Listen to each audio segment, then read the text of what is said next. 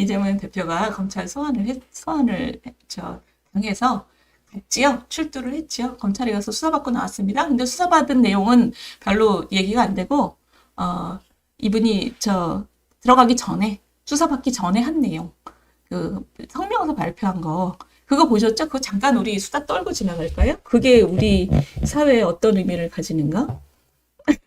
저는 사실 굉장히 웃기더라고요. 시청자 여러분들 좀 우습지 않으셨어요? 우습고 좀 한심하고 그런 느낌이셨을 것 같아요. 저는 사실 많이 웃었습니다. 그거 뉴스 보면서.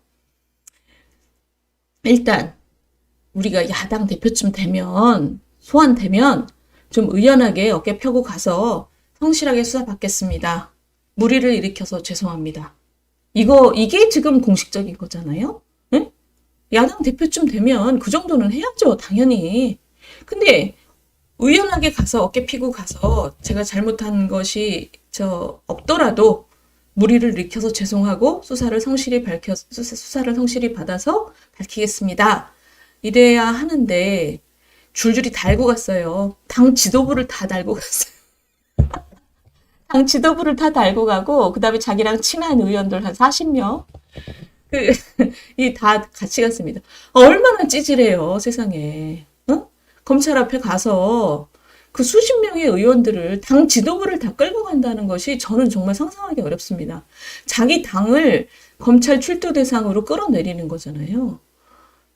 정말 찌질하기가 이루 말할 데가 없다는 생각이 들었고, 거기 따라간 민주당 지도부 하며, 물론 그 지도부 말고 그 친한 의원들 40명은 그 40명이야 뭐 이재명과 함께 나는 같이 순장하겠다라고 마음 먹은 사람들이니까 그 사람들은 자신들의 정치 인생을 거기다 건 거죠. 이재명이 부활할 거다. 나는 저 사람의 공천권에 내 인생을 걸었다고 생각하는 사람들. 그래서 이재명이 혐의가 나중에 나오면 그러면 순장되는 거죠. 근데 순장되기 전에도 만약에 내년 총선까지 대법원 판결까지 확정이 안 되면 저 이재명이라는 분은 아마 감옥 가서도 공천권을 안 놓을 사람이지요. 우리가 딱 보기에. 공천권 들고 감옥 갈 것 같습니다. 그러니 감옥 안에서 공천권을 행사한다 하더라도 그 40명은 그거 바라고 지금 같이 간 거죠. 그건 뭐 그 사람들의 정치적인 선택이에요. 그런데 당 지도부까지 데리고 간 거는 저거는 뭐 두고두고 회자될 만한 한국 정치사에 남을 만한 찌질함입니다. 근데 그 찌질함이 더 보이는 곳이 어디냐면 이 사람이 가서 10분 동안 읽었다 그랬잖아요. 성명문을 2,400자인가요? 2,300자짜리를 2,300자면 여러분들 생각해 보시면 200자 원고지 10장이잖아요. 그거를 써가지고 가서 읽었는데 그 읽은 내용을 보시면 진짜 더 찌질해요. 읽은 내용을 보시면 제가 지금 기억이 나는 게 이재명 씨가 읽은 내용이 하여튼 자기가 억울하다는 얘기고 검찰이 지금 테러하고 있다 이런 얘기인데 제가 눈에 띈 부분은 어디냐면 뒷부분이에요. 맨 뒤에 보면 김대중 대통령, 그 다음에 노무현, 조봉암 뭐 이런 사람들을 끄집어냈어요. 그러니까 우리나라 진보 정치 계열에서 가장 큰 인물로 추앙되는 분들.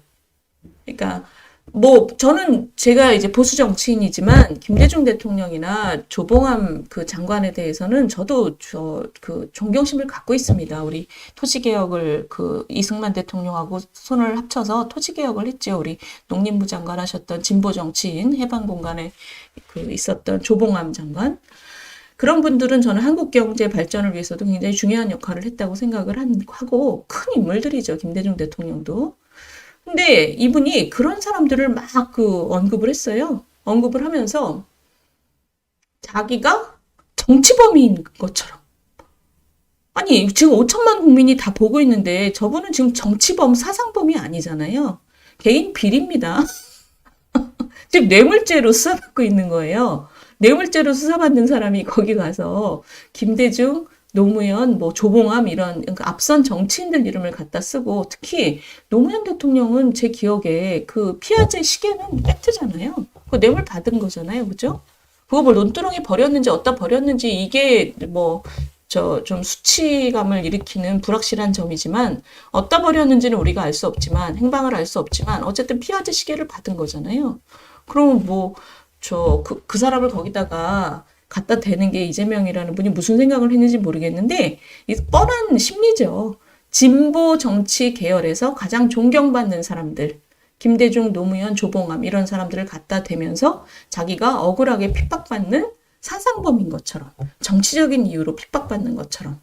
근데 시청자 여러분, 아까 우리 쌍방울 변호사비 대납만 해도 문재인 대통령 지지자들이 제기한 의혹입니다.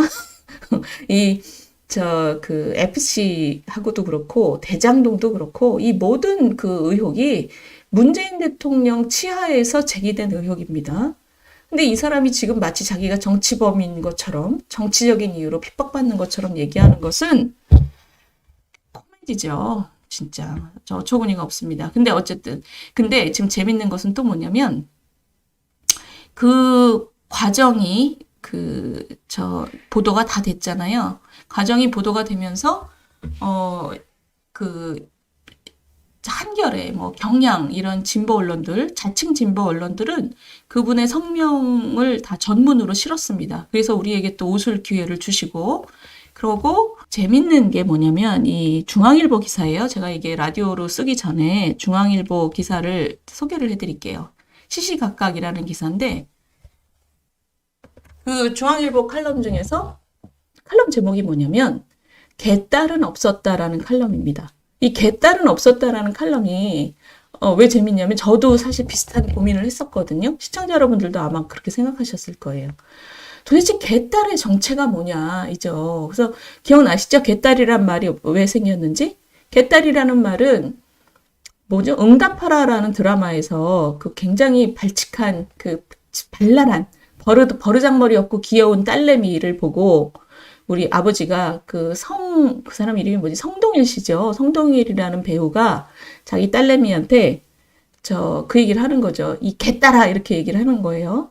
그러니까 아들한테 이 개자식아 이렇게 농담 삼아 얘기하는 것처럼 자기 딸한테도 속삭일 때 그렇게 얘기를 하는데 나중에 이재명 대표를 따르는 젊은 여성들 갑자기 늘었잖아요. 대선 마지막에 젊은 여성 지지자들이 스스로를 개딸이라고 불렀습니다. 그러면서 나중에 거기에 정치적인 의미를 뭐라고 입혔냐면 개혁의 딸이다 뭐 이랬죠.